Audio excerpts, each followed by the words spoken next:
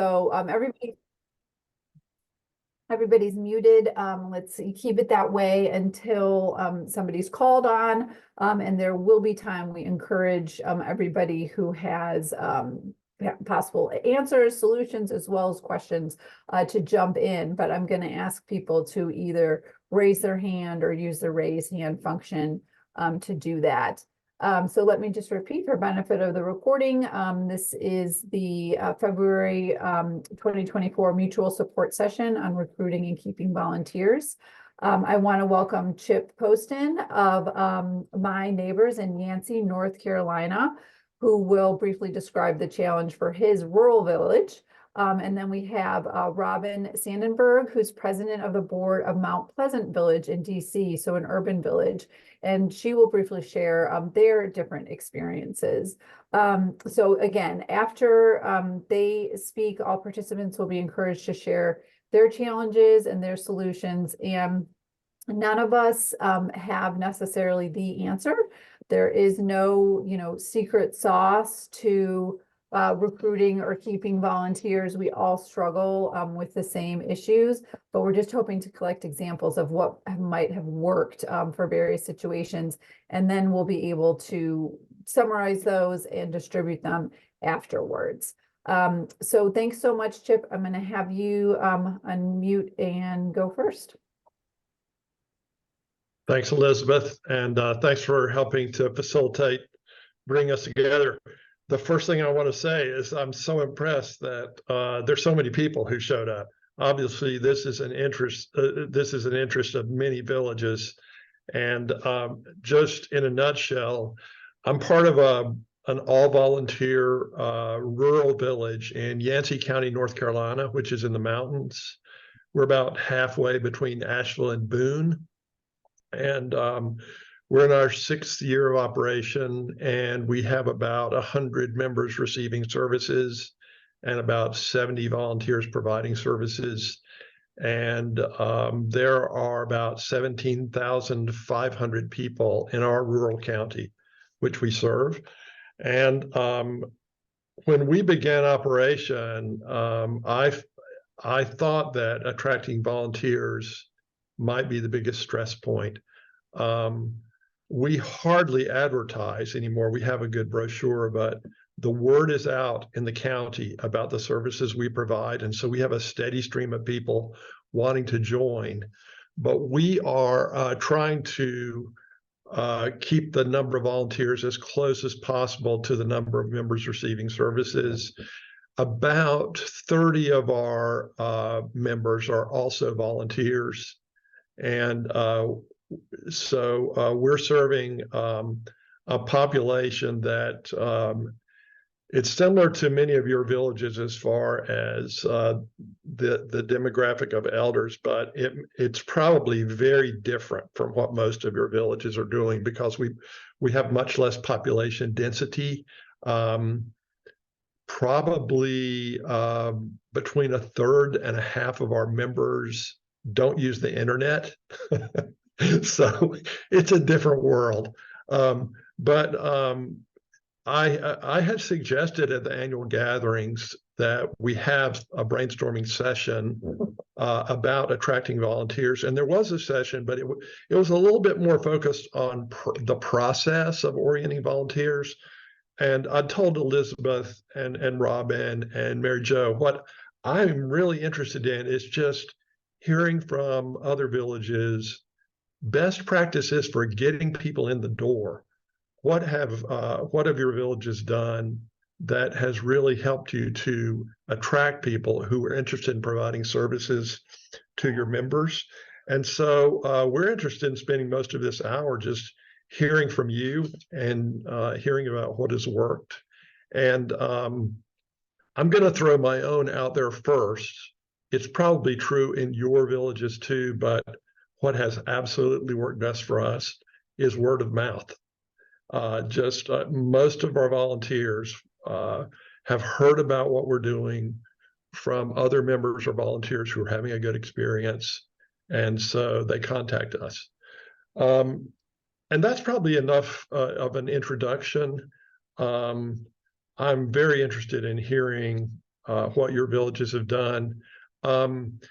There are actually on my screen, we have more than one screen worth of participants on my laptop. So as Elizabeth said, if people either will raise a hand or use the hand raising icon, we can call on people. And Elizabeth, are you going to do that, or would you like me to? Yeah. Oh, Robin's going to say something else first. Yeah, I'm first, sorry. we're gonna Robin. to Robin.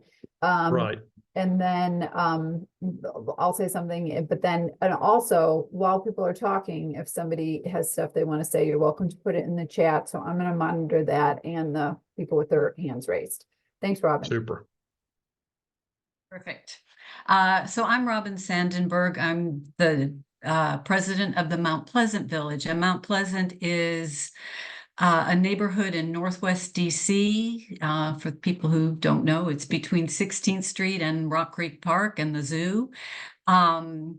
We have about 200 members, and we really kicked off an active volunteer effort during COVID. It was a joint venture of the village and our ANC, which is the Advisory Neighborhood Commissions for it's the lowest level of elected government in DC, unpaid. And at that time I was an ANC commissioner. And so the village and the ANC got together knowing there were going to be all kinds of needs in our community, affecting seniors, but affecting a lot of other people. And we had 200 volunteers at that time and did everything from medicine delivery, COVID test delivery, taking people to appointments, as well as kind of outside the village aspect, doing a tutoring program at our local elementary school, setting up food banks. So we were kind of going gangbusters during COVID. And after COVID, we decided to transfer that effort to the village to maintain an ongoing volunteer presence, and kept many of our original volunteers, set up the program through Helpful Village, announced it, promoted it every way we could. And then we just sat around and we got almost no requests for help, maybe a few a month to take people to doctor's appointments or something. So we advertise more and still very little. So our problem, we would do surveys. Our members all wanted to volunteer, but they didn't really ask for services very much. So we had to kind of brainstorm a little bit about, because we knew there was going to be a value here, but we weren't seeing it in the direct one-to-one services that I think CHIP's village is providing on a much more regular basis. So we kind of adopted a concentric circles model of providing services. So in the middle circle, you can see it, that's the inner circle, was one-on-one services for our members.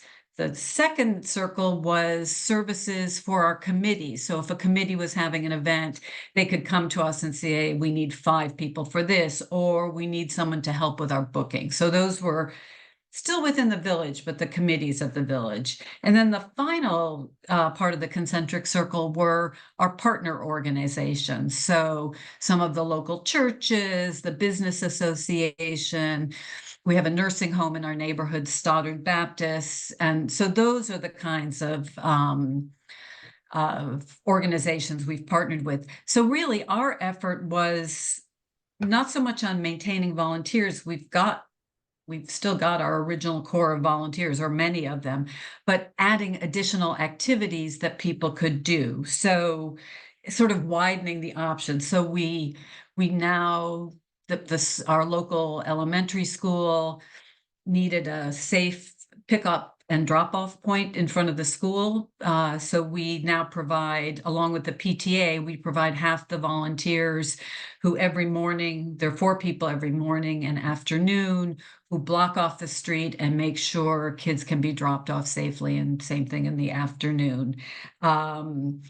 So we tried, that was our challenge, much more than retaining and maintaining our volunteer corps, was to continually add services for people who wanted to do things for the neighborhood. So I will stop there, and we can turn it over to questions. And as Chip said, we really want to hear. I'm sure there's a wealth of experience out there that we could all benefit from things that you all are doing in your own villages. Thank you. Great, thank you. So I don't see anything in the chat yet. So I'm just going to say to maybe focus people's questions or solutions that they have. I mean, we talked about, or Chip mentioned, just word of mouth is a great way. In our village, which is a suburban village, but I would call it sort of an urban suburb, we do have regular events, occasional events that are open to the public. And so at those events, and when I advertise them, we make a little pitch for not only new members, but for volunteers to come. And I put out on local neighborhood lists and other places where we advertise our events when we're having a training for new volunteers. And we actually only do that about once a quarter. I know some other villages in the area have them much more frequently, multiple times a month even. And we get a few volunteers in the door that way. For me, the getting them in the door isn't the issue. I think similar to what Robin was saying, it's actually keeping them and having them be active once they've joined. And I know many other villages have that same issue. And actually, it's not just villages. I mean, any nonprofit that uses volunteers. We have people go through a training. They go through a background check, which actually we ask them to pay for. Or, we can reimburse people, but I use that as a screening tool to try and get volunteers who are totally serious, that they're willing to pay, that $25 themselves. And even though I require that, and we have those steps in addition to an application, people go through all that and then they never take a service request.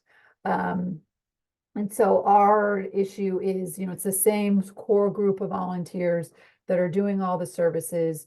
How do you keep volunteers engaged or even get them engaged? I feel like we're very clear up front about what we are and aren't, what volunteers can and can't do.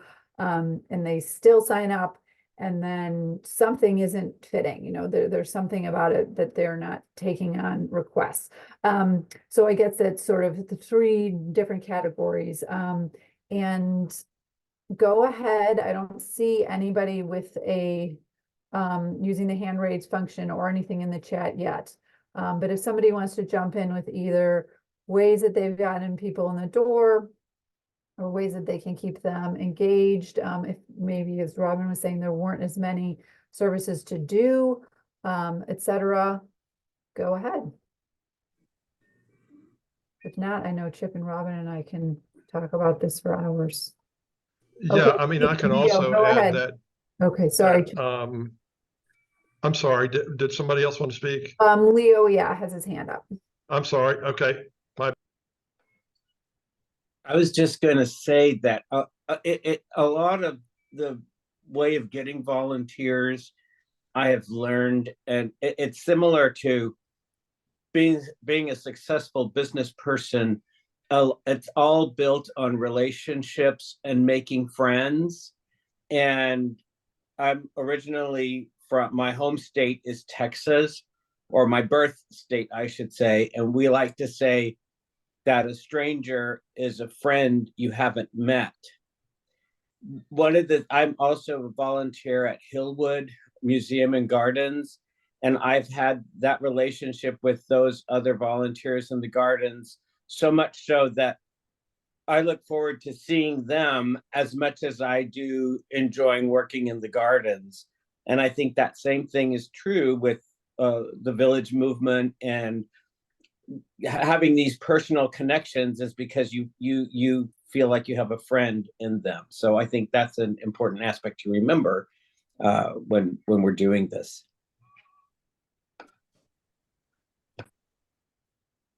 Great, thanks, Leo. And it was with Mount Pleasant Village. I see somebody with their hand raised. It just says iPad. I know. So I'm sorry. I'm doing this. I've been on medical leave for a long time. I'm using my iPad. I'm from Rapid Home. in Rappahannock County. I am a project manager.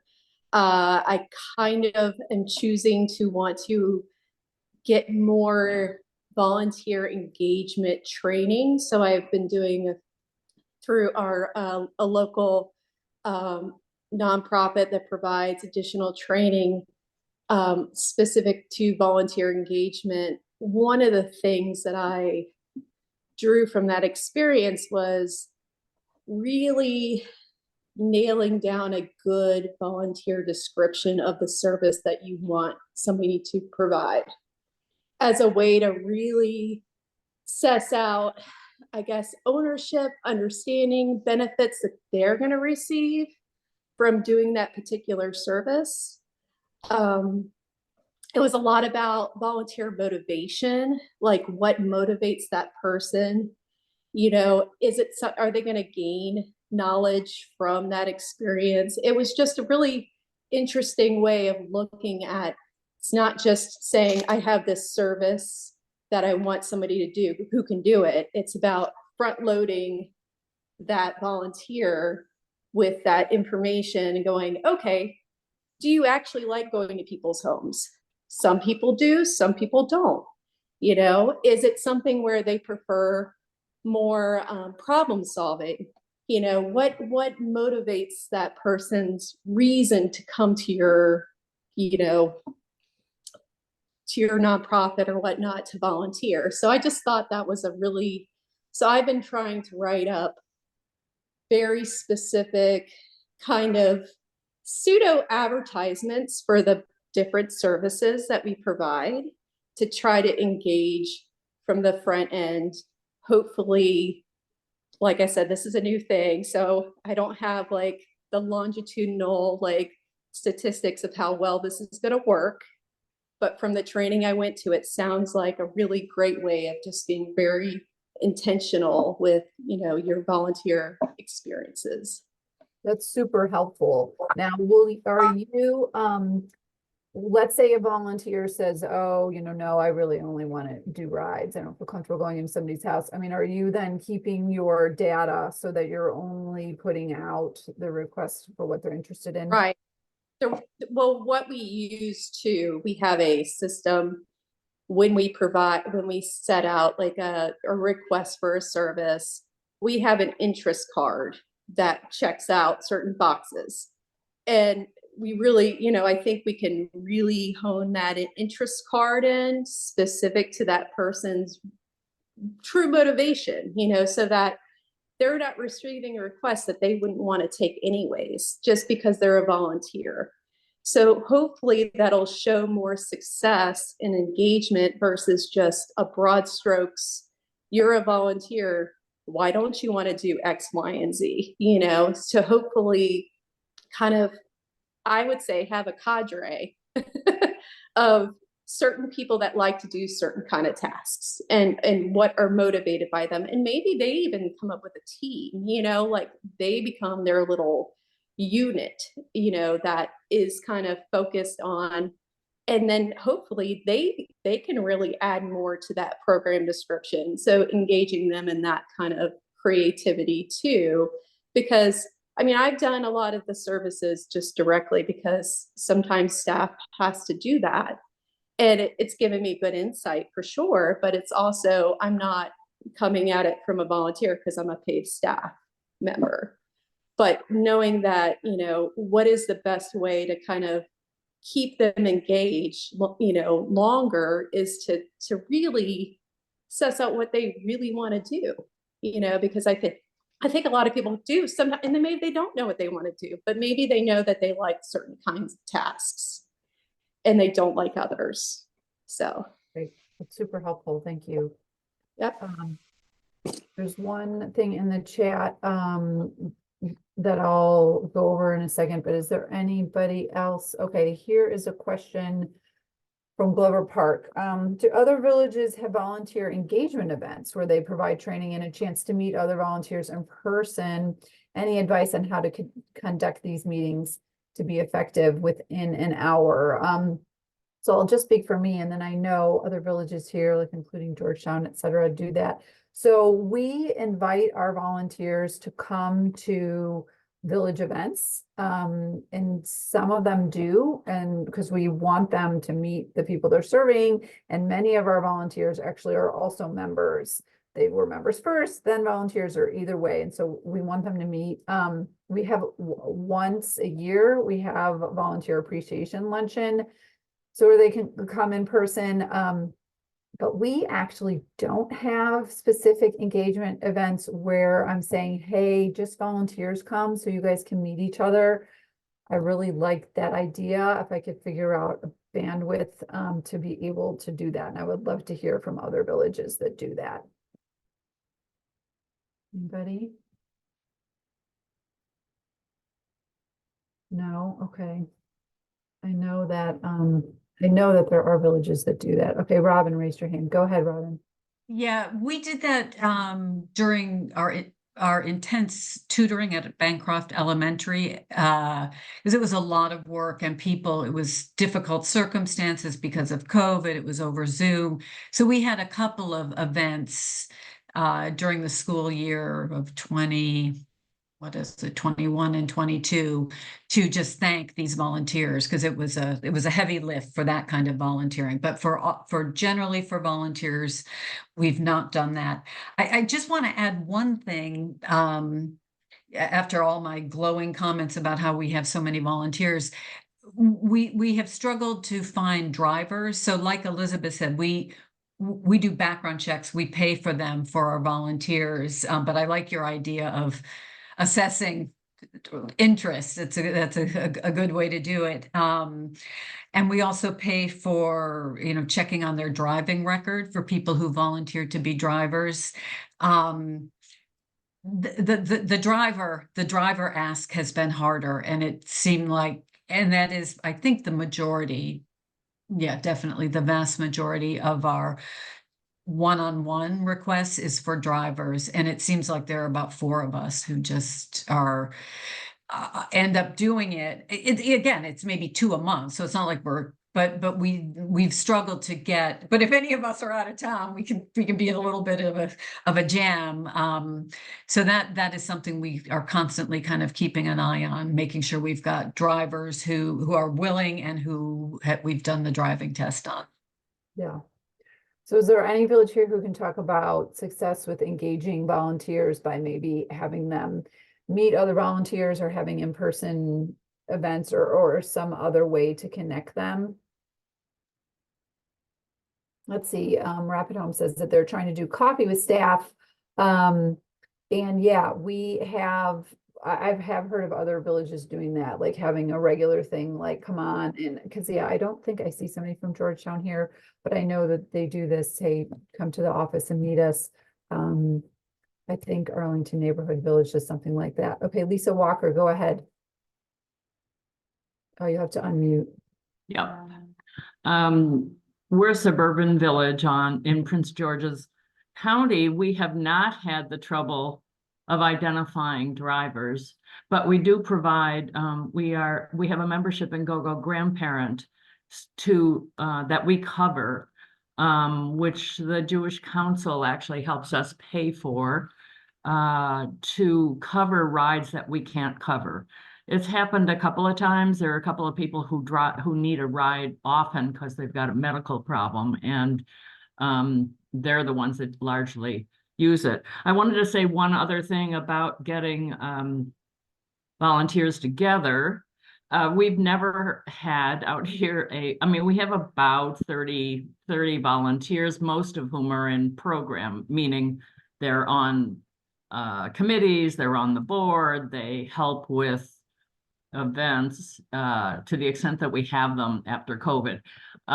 But we were never very successful in doing volunteer appreciation events. I don't know whether people are just don't want to be honored that way or whatever, but we have started doing, and have only done one so far. It was very successful, of having a get together at a local a bar here, a local gathering place, where we just invited people to come, said you'll pay for your own drinks, but we just want to say hi, and it's an event. You can come, you know, if you can't come.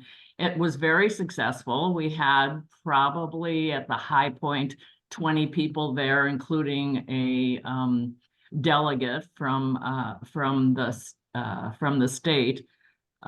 You know, and we did get a number of volunteers from that. A number of volunteers were there to begin with, but we got a couple of new volunteers as well. That's great.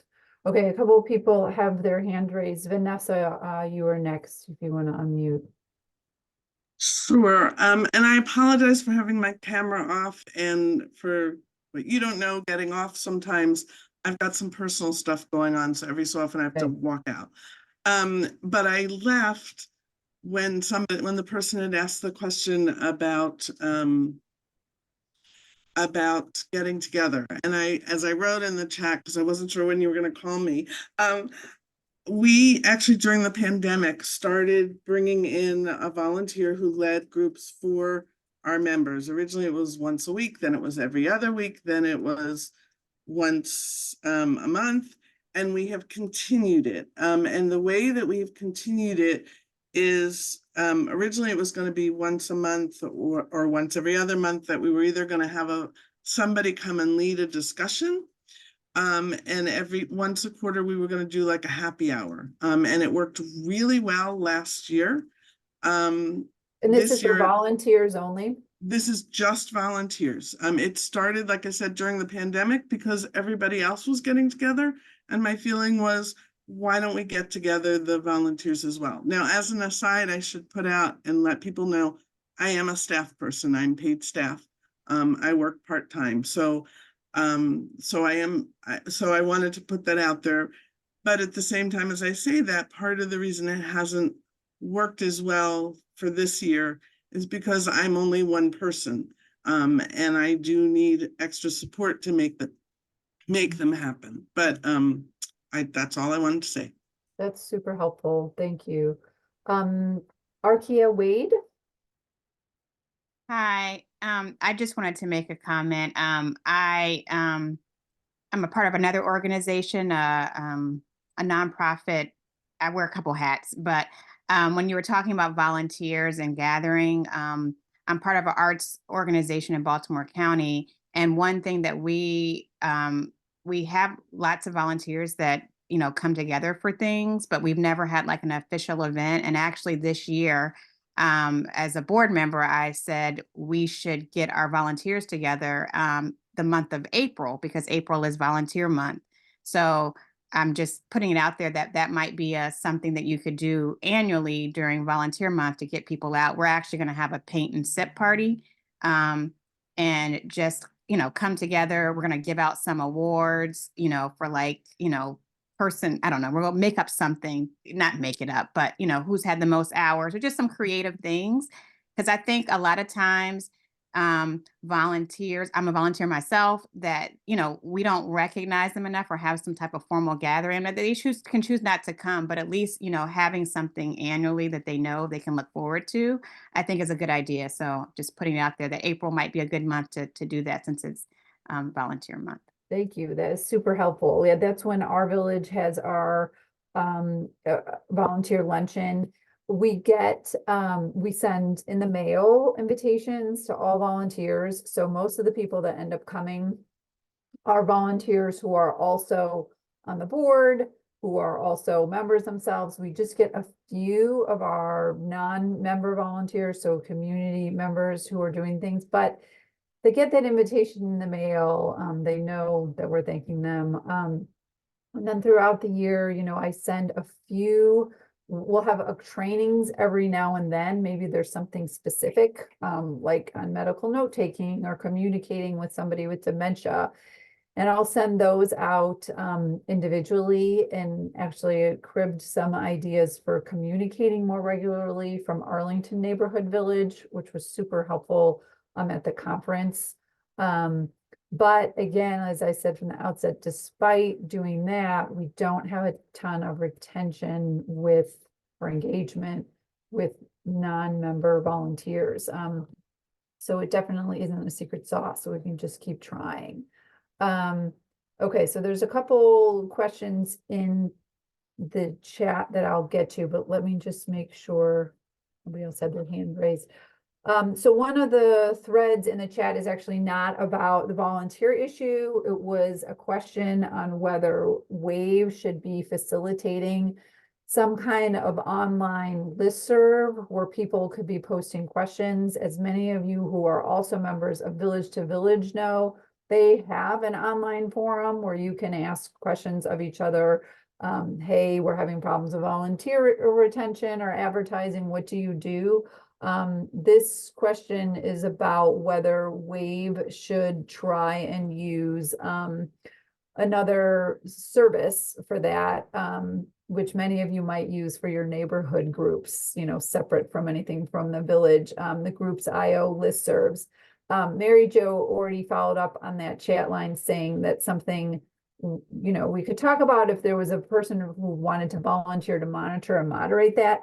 I'd actually like to take a step further and use this focus group. I don't want to take too much time here, but just by a raise of hands, like, is there interest by WAVE members, you know, all of you, to having an additional place to go and essentially be part of a listserv where you can be asking questions? It's something we've debated internally within WAVE. Personally, I feel like with the VTV one there, I don't know that I need another one, but maybe other people do, and they want a place where they can directly email other WAVE members who are also getting this email from the bulletin board. Is there interest in something like that if we were able to find a volunteer to moderate something like that? Just raise your hand.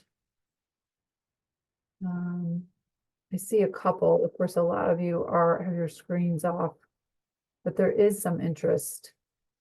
Okay, Mary Jo, I don't know if that's helpful for you. Right, I was trying to say, if they go to reactions, if they go Yeah. to the bottom of their screen under in the black part, there's a button for reactions, and then you can raise your hand.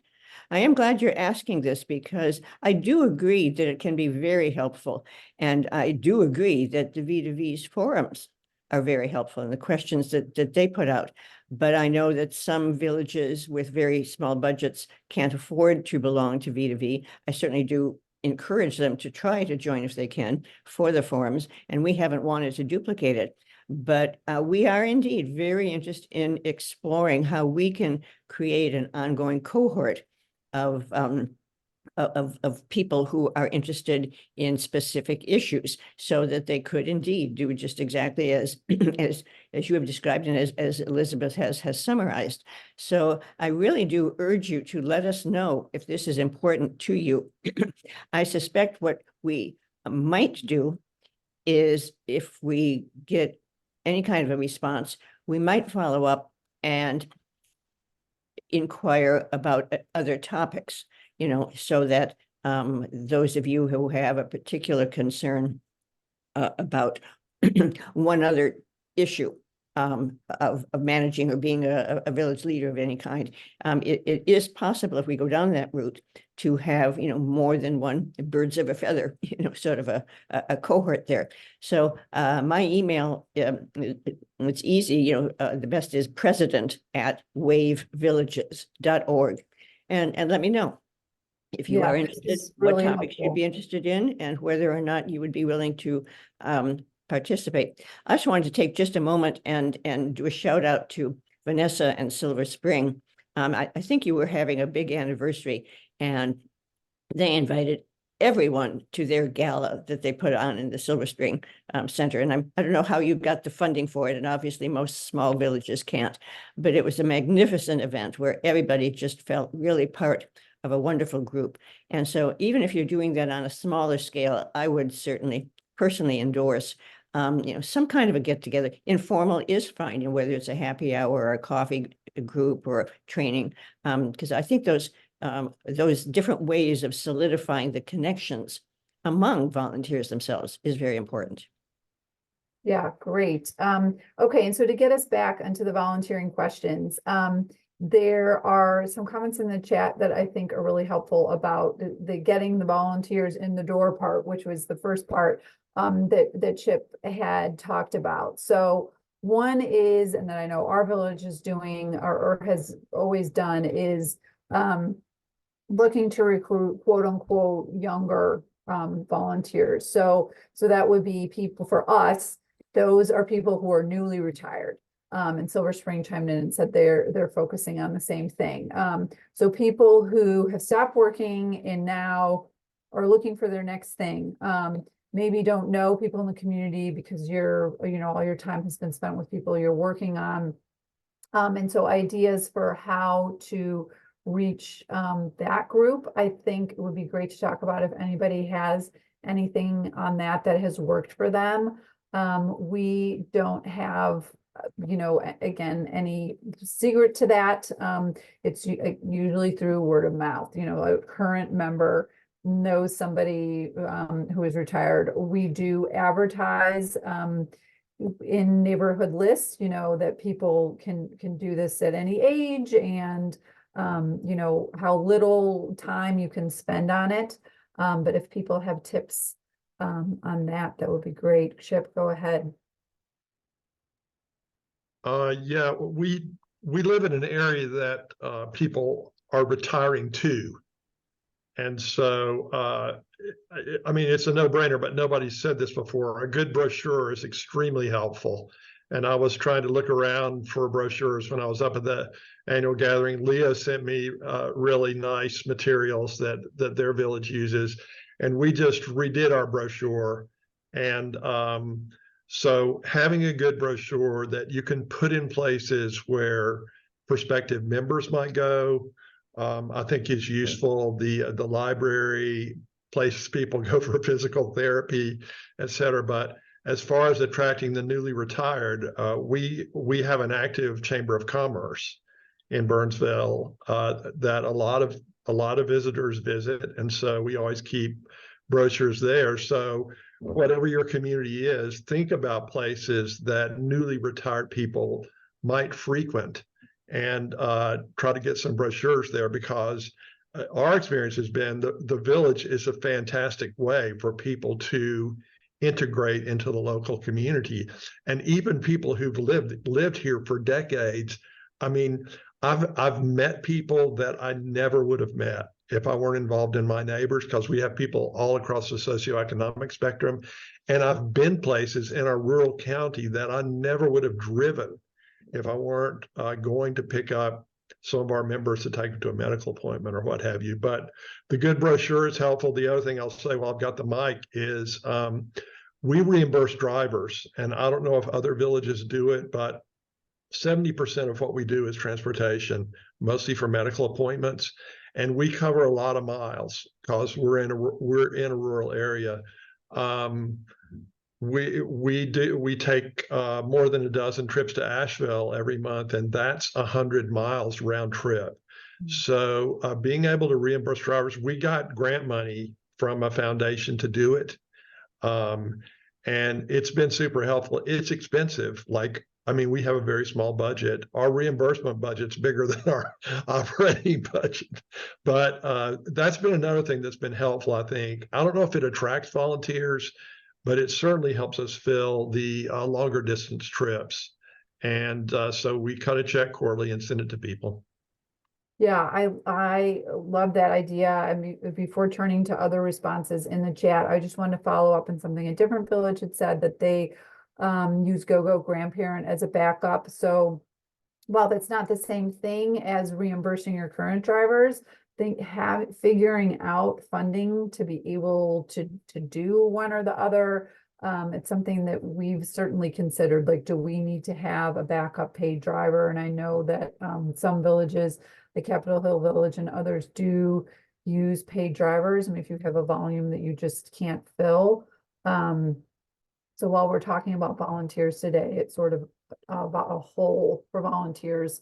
So lots of ideas for places to advertise are in the chat, including tabling at farmers markets, neighborhood events like this one was is a Christmas event, a question of similarly about, is there a way to reach out to like PTAs?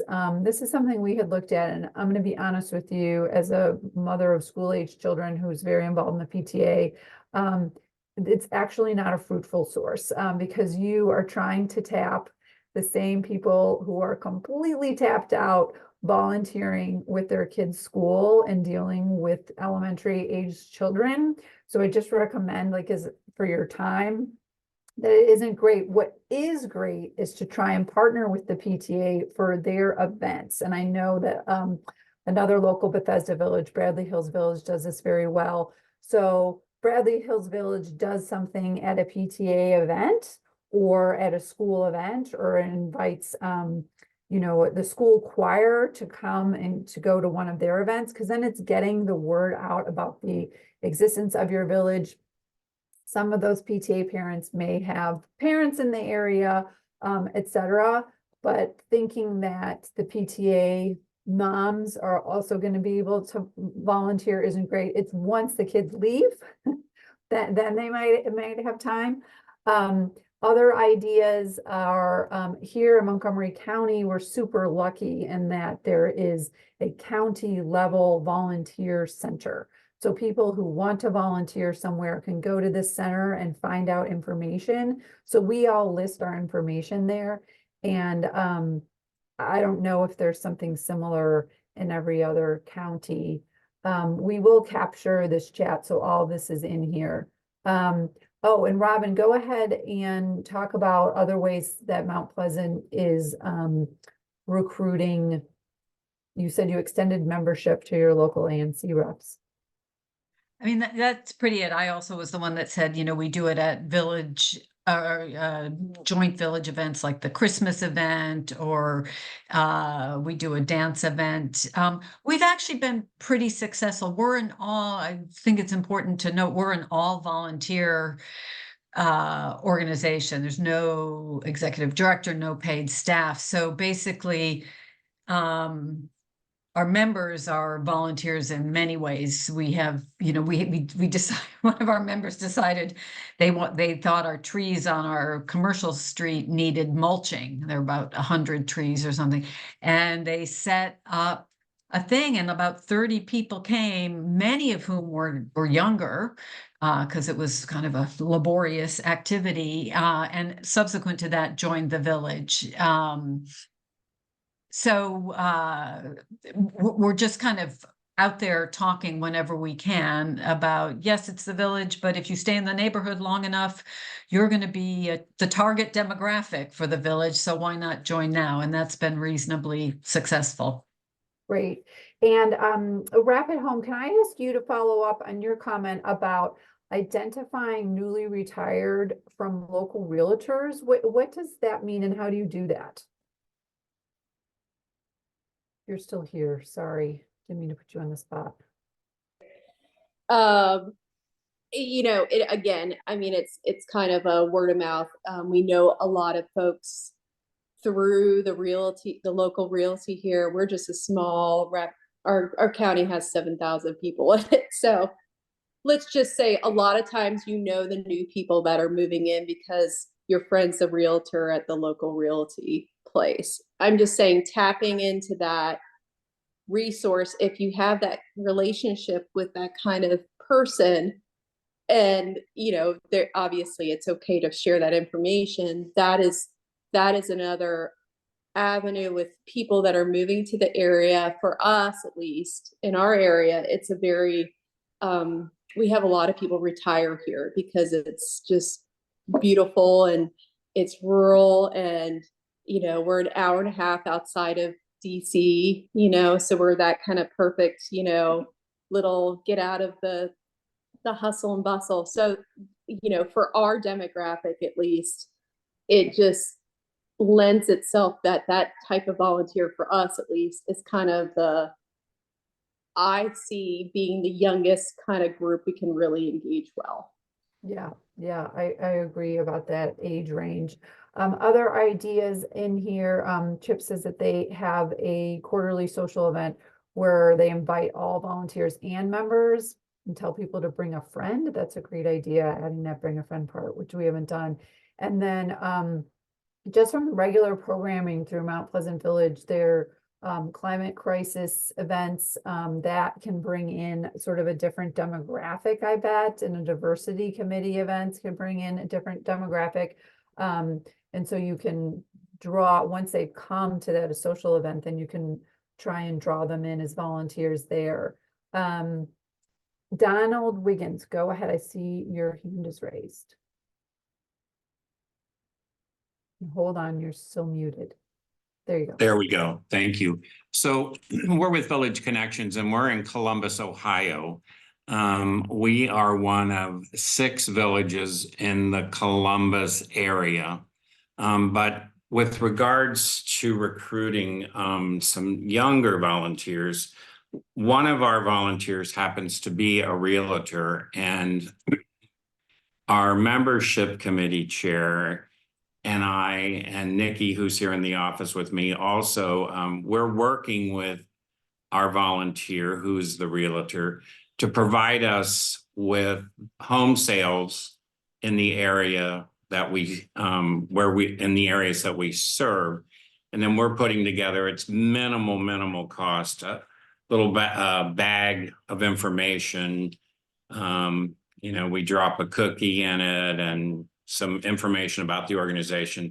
And we're actually bold enough to drop a volunteer application in it. And we've been able to recruit 4 or 5 in the last 3 months, volunteers, by just putting it out there. And, you know, this is the demographic that's moving in is not, they're not going to be members. They're going to be potential volunteers. So we're trying that for a while. We'll do it for like another few months to see, you know, if it continues to work for us. So Village Connections Yeah. welcome wagon. yeah, it's Yeah, kind of that's our a great- little welcome wagon to the neighborhood, and let's get involved while, you know, while the getting's good. So That's a great idea, and I'm jealous. We had tried, we even have members who are realtors in Bethesda.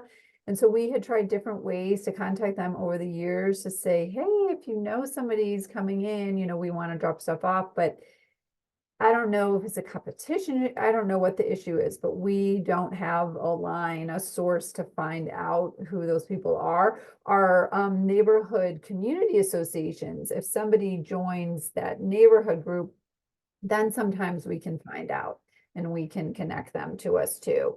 I see a couple more hands raised, but first I wanted to go back to an earlier comment from Lisa Walker, and she says that in Hyattsville, because they're close to the University of Maryland, they can get volunteers from campus. So we were talking about how people who are working or have kids at home, probably not a good pool, but college kids, they do have time and are sometimes looking for different reasons to volunteer. So that is hugely beneficial for Hyattsville being there, and for those of you that may have some source like that. We also do get high schoolers, so they need to have a certain number of community service hours to graduate. And while we can't take them on as background checked volunteers to be in somebody's home that isn't allowed through the school system, we do set up special ways that they can volunteer doing tech help one-on-one at the library. It has to be supervised by the school rules, but so high schoolers and college students can be a good pool. And Nancy Walsh. Hi, I'm with Community for Life. Have you ever heard of that? It's a program through the state of Maryland that keeps seniors at home through transportation, handyman services, and my navigational skills. It's under Maryland Department of Aging. But what I was going to say is I've gotten volunteers through, actually, we have a woman here who gets our volunteers and background checks them, and then they come to my program to see if they want to volunteer. And kind of the way I keep them is just by really getting, like making sure they understand the value of what they're doing and really enforcing the value and the purpose of, you know, providing the service. And then I kind of get them connected to certain people and try to keep them with the same people. That's kind of how I've been successful. It started out where I could pay for transportation, but I could only give a certain amount. And then I had a cancer patient and I was like, no, we're going to make this work. So I had a volunteer constantly with her, and we ended up, yeah, being really good friends, all of us. And it is the friendship too. But you did talk about the local colleges. We have Salisbury. I'm on the Eastern Shore of Maryland. We have Salisbury University, and 2 times a year they give back to the community through the big event, and I Love Salisbury, where you sign up and you say, can you come do my yard? And they clean it up, and they send people throughout the community. And I've been a caregiver prior to working here, so I've had many of my older folks have their yards done by them. That led me into the high school. When you were talking about PTA, I was thinking about the kids and the volunteer hours. How do we harness that? And I was thinking maybe if we could create what I'm bad with names, but what the one woman said whose iPad she's Rappahannock, yeah. Well, she was explaining like to narrow the task, and I thought, well, maybe if we could somehow, my people need their yard work done. So I was like, if I could get the harnessing of the volunteer hours that are required by the high school and getting some kind of program established where those volunteers could funnel into the yards of my clients, that would be. Exactly. Yeah, I think you could set up a day. I mean, that really would be even more beneficial to the high schoolers that I work with. You know, I have to set up around their schedule and da. But if you had a day and you're like, this is a cleanup day, and you can get that information to the school, and then they let the kids know who are looking for those hours, that's a win-win. And some villages here may be able to speak to this.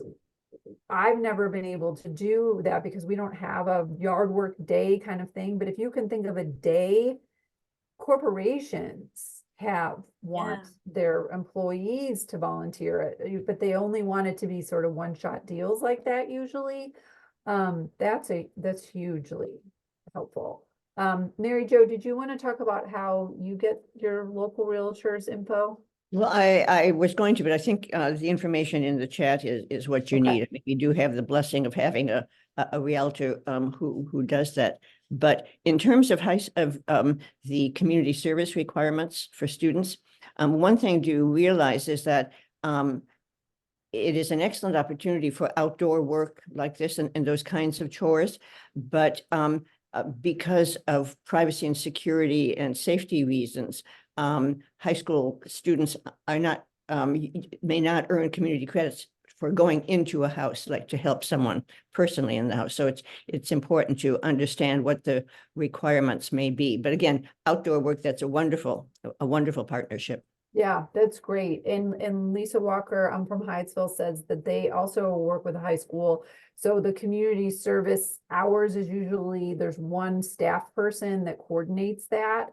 So you can find that. And she said they contact them and they designate the time, and then Hyattsville Aging in Place gets them the yards to go to. So there's probably a staff person at your local high school who can coordinate with on that.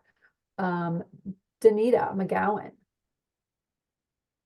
Yes, like Nancy, I'm part of Maryland Community for Life, and I'm in Baltimore City. So speaking to the volunteer for the high school kids, when we had this last snow, I actually contacted city's Office of Elder Services, and there used to be a program that did some of what Nancy was speaking to, volunteer services for the teenagers to get their hours doing snow removal, as well as they may receive a stipend.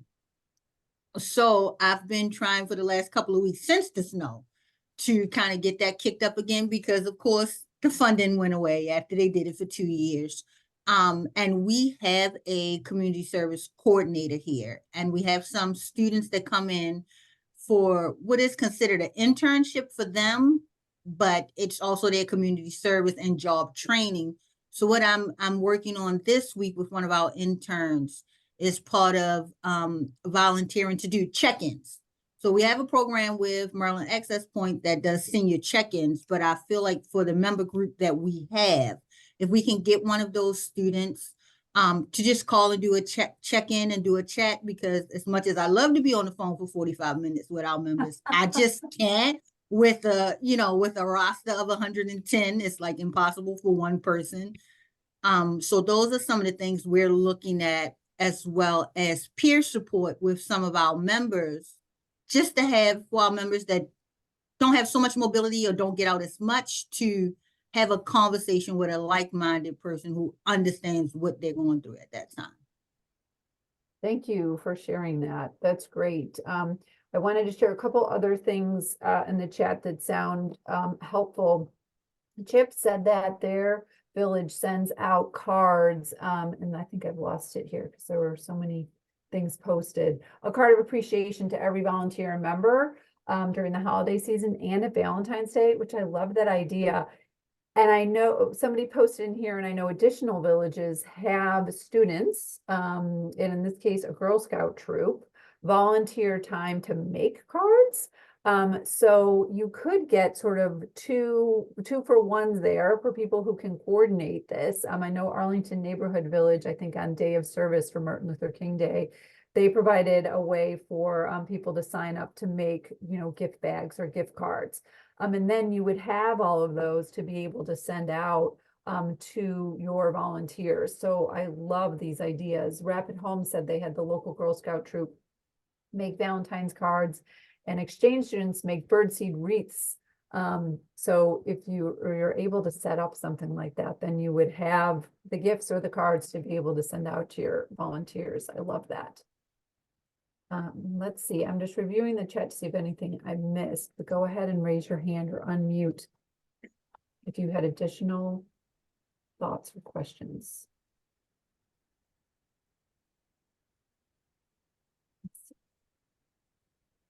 Okay, great.